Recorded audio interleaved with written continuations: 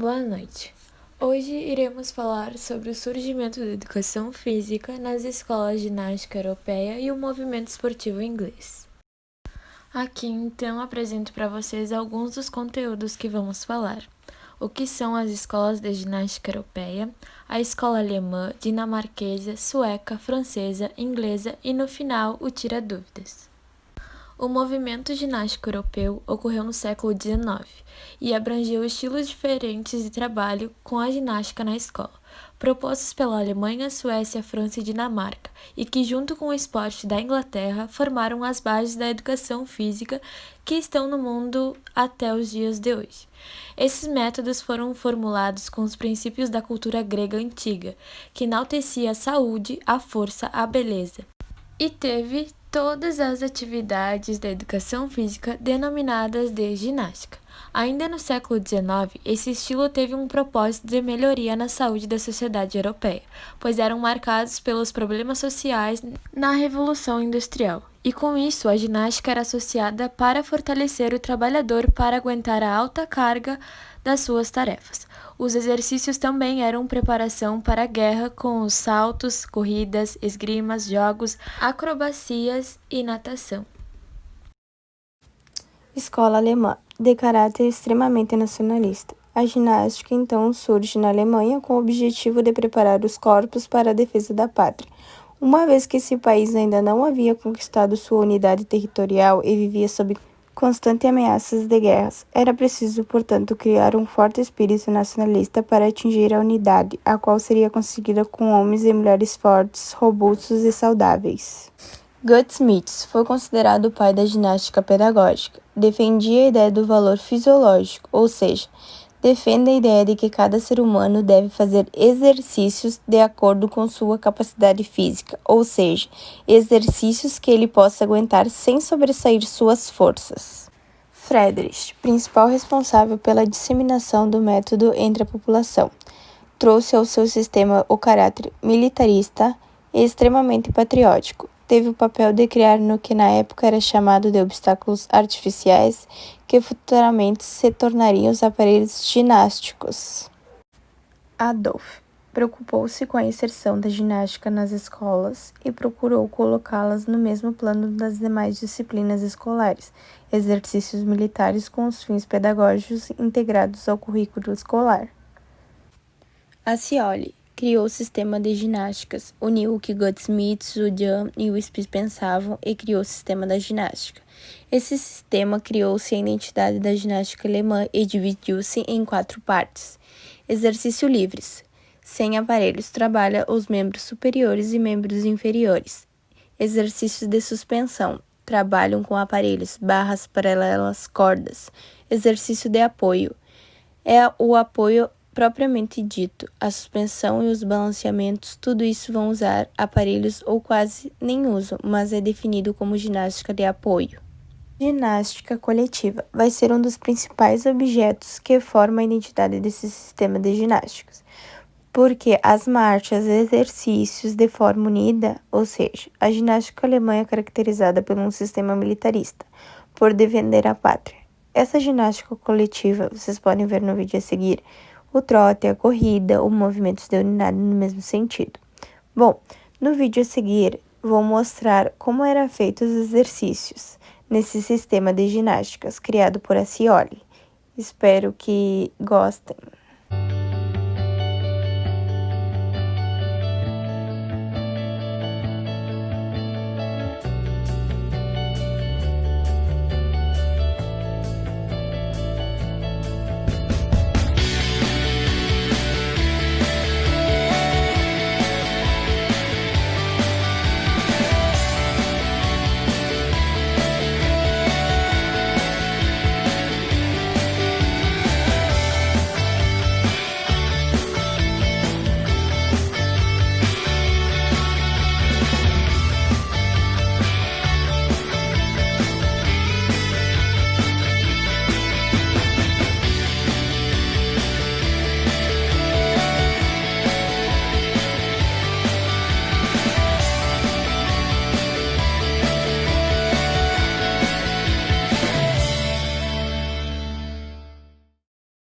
A escola dinamarquesa. Desde 1801, a Dinamarca já era considerada pioneira em sua região por estimular os exercícios físicos e foi o primeiro lugar a incluir a ginástica nas escolas. No ano de 1928, tornou-se um ensino obrigatório no país.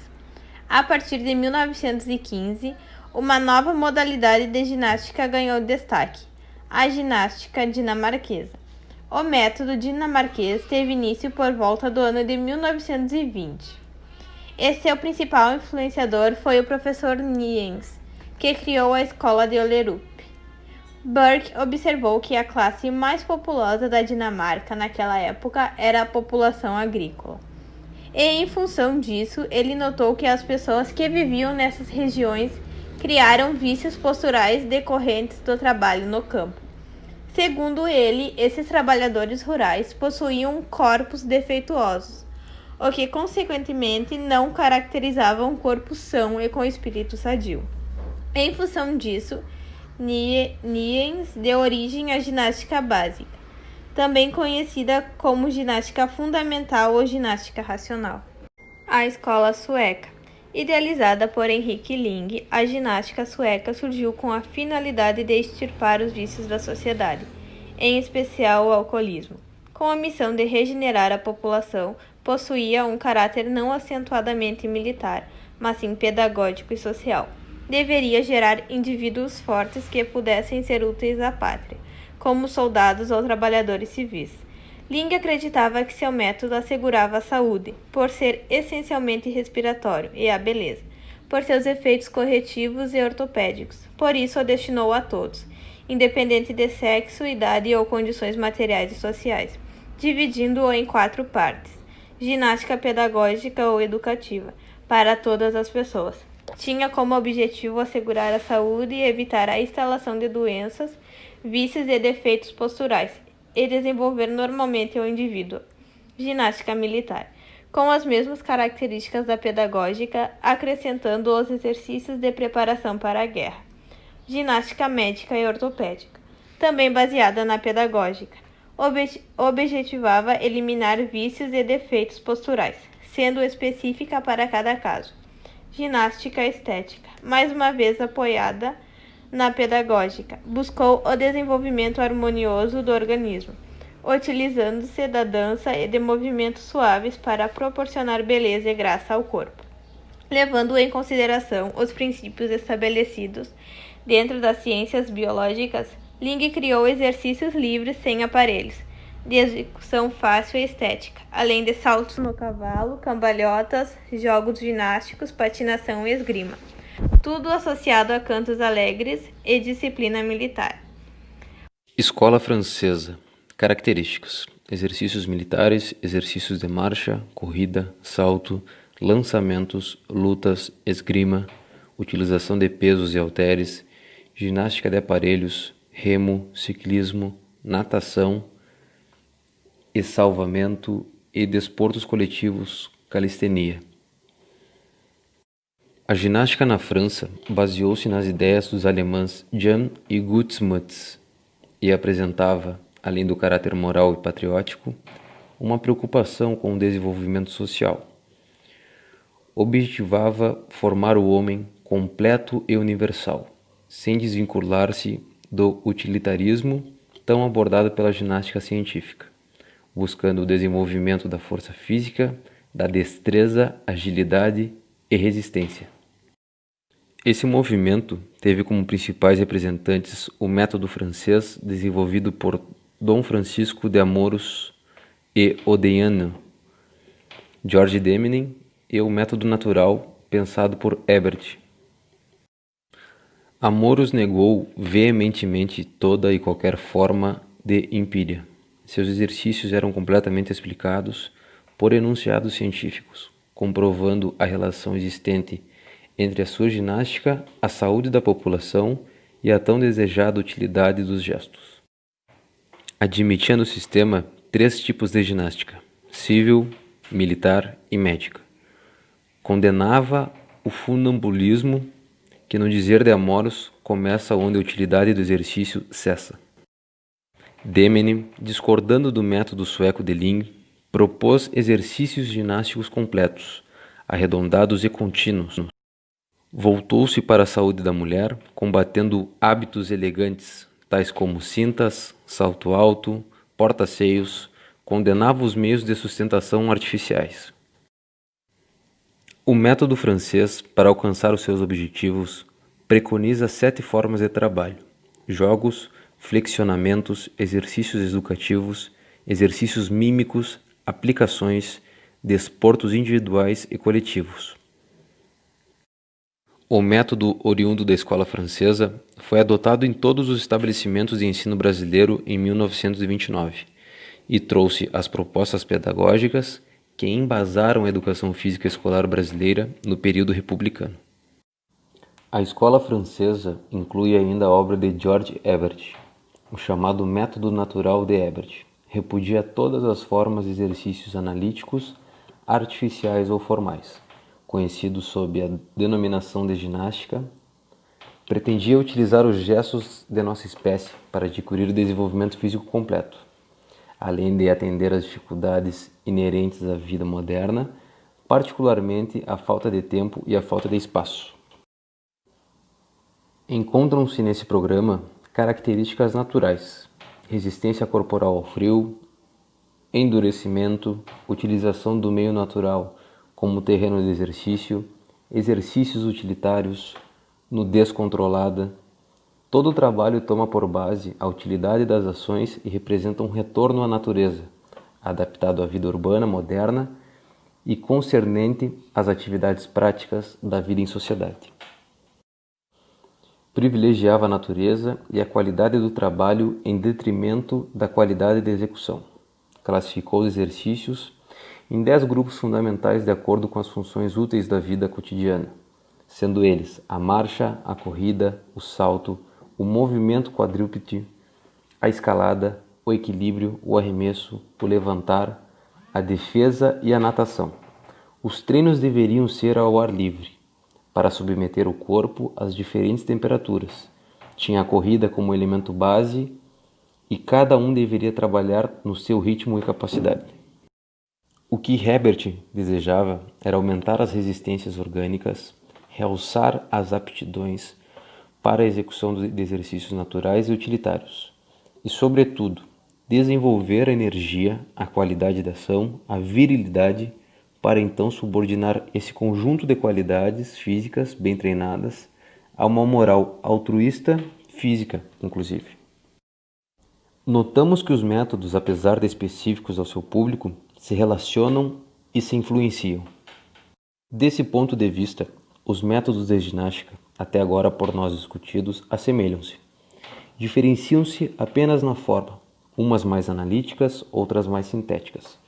Todavia, o conteúdo ditado pela ciência constitui o núcleo central das distintas propostas, além do que, é claro, a moral da classe, o culto ao esforço, a disciplina, obediência, ordem, adaptação, formação de hábitos. Além de atender aos objetivos do Estado no século XIX, serviram de suporte para a estruturação da ginástica atual. Movimento esportivo inglês. Características: ginástica pouco difundida, o esporte relacionado à educação, jogos esportivos. A Inglaterra passava por mudanças socioeconômicas a partir de 1760. Revolução Industrial significou a passagem do trabalho artesanal para o trabalho industrial, do trabalho doméstico para o trabalho fábril, e transformação do artesão em trabalhador assalariado. As transformações produzidas pela Revolução Industrial, o crescimento e a concentração da população nos centros fábreis e mineiros levaram gradualmente à intervenção do Estado na educação. Em 1833, o Parlamento concedeu uma subvenção às sociedades filantrópicas para a construção de prédios escolares. O Departamento de Educação foi criado em 1856 para administrar os fundos governamentais. O Ato de Educação de 1870 formou a base da educação primária mantida pelo Estado e, em 1876, foi introduzida a obrigatoriedade escolar. O esporte como meio de educação. A educação física inglesa do século XIX não foi muito influenciada pela filosofia nacionalista, tendo um desenvolvimento diferenciado em relação ao restante da Europa. A disciplina e o treinamento físico impostos ao povo nos países continentais, visando a defesa nacional, não se fizeram necessários na Inglaterra, pois sua posição geográfica isolada e sua poderosa marinha livraram-na de invasões estrangeiras. Por isso, sua maior contribuição não foi no campo da ginástica, mas do esporte. O movimento esportivo inglês do século XIX formou o outro pilar da sistematização da moderna educação física e guarda relação com as transformações socioeconômicas produzidas pela Revolução Industrial naquele país, a partir de 1760. Até o final do século XVIII, o esporte era uma prática tipicamente aristocrática na Inglaterra, tendo esse panorama se modificado substancialmente no decorrer do século seguinte, com a proliferação do esporte e outras camadas sociais e sua institucionalização em órgãos diretivos. As tradicionais escolas públicas, fundadas entre os séculos XIV e XVII, as universidades e a classe média emergente da Revolução Industrial tiveram participação fundamental nesse processo. Os estudantes das public schools promoviam seus próprios jogos, futebol, caça e tiro, desafiando às vezes a proibição das autoridades educacionais que os consideravam perigosos e violentos. A partir de 1832, a classe média, que ascendera uma posição de poder político e influência social, por conta do desenvolvimento industrial, passou a reivindicar maiores privilégios educacionais, o que conseguiu efetivamente por volta de 1860, e fez erguer muitas novas escolas públicas espelhadas no modelo das antigas. Esta conquista revelou-se decisiva para a proliferação dos jogos esportivos. A classe média coincidiu e foi responsável pelo desenvolvimento dos jogos organizados, particularmente o cricket e o futebol. Em meados do século XIX, o modelo esportivo predominante era o da classe média, que deu aos vários jogos esportivos, alguns descobertos em estado embrionário, organização, regras, técnicas e padrões de conduta para os praticantes, em grande parte vigentes até hoje. A partir de 1857 e até o final do século, fundaram-se dezenas de associações esportivas nacionais na Inglaterra. Parecia existir uma relação entre o aumento do tempo de lazer, em parte induzido pela Revolução Industrial, e o desenvolvimento esportivo. O esporte com relação ao lazer e ao trabalho no quadro do emergente capitalismo inglês constatou que o esporte era uma atividade de ócio da aristocracia e da alta burguesia e um meio de educação social de seus filhos, e que a Inglaterra era o primeiro caso típico da realidade do esporte num país capitalista. A Inglaterra foi pioneira em divulgar o esporte entre uma população industrial e urbana. O esporte tornou-se acessível às classes trabalhadoras inglesas depois de ter surgido para a classe média, em decorrência de conquistas trabalhistas. Por volta de 1870, os trabalhadores passaram a reivindicar e obtiveram uma redução da jornada de trabalho. Foi então e só então que se deu a grande proliferação de clubes esportivos e organizações distritais. A Inglaterra foi também pioneira em aceitar e utilizar o esporte como meio de educação. O exemplo da escola de rugby, onde o seu diretor, Thomas Arnold, suprimiu a ilegalidade de alguns jogos esportivos, generalizou-se nas demais escolas públicas na segunda metade do século XIX, que tradicionalmente dedicavam parte de sua vida escolar à organização e supervisão de atividades pelos próprios estudantes, e o autogoverno foi altamente desenvolvido nos jogos e esportes. Era o modelo aceito da educação física nas escolas públicas. As escolas públicas produziram líderes em muitas esferas da vida inglesa, na indústria, na política, no exército, nas empresas comerciais, através do mundo e na administração de um vasto e crescente império colonial. Também enfatizaram a influência socializante dos jogos e seu uso para promover liderança, lealdade, cooperação, autodisciplina, iniciativa, tenacidade e espírito esportivo, qualidades necessárias à administração do Império Britânico. Contudo, foi apenas ao final do século XIX e início do século XX que o governo inglês adotou uma política de apoio à educação física nas escolas mantidas pelo Estado. Após o Ato de Educação de 1870, o Departamento de Educação efetivou acordo com o Gabinete Militar para que sargentos ministrassem instruções em educação física nas escolas. E, curiosamente, o sistema imposto às escolas não foi o modelo esportivo das escolas públicas, mas o sistema ginástico sueco, que foi introduzido na Inglaterra entre 1840 e 1850, por graduados do Instituto Central de Ginástica da Suécia, em 1904. O sistema sueco foi adotado oficialmente nas escolas, o que gerou uma dualidade de sistemas na educação física inglesa.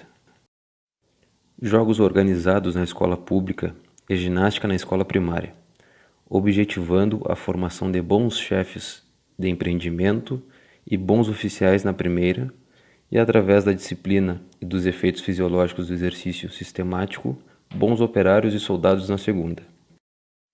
A partir do século XIX, o movimento esportivo inglês estava pronto para ser exportado.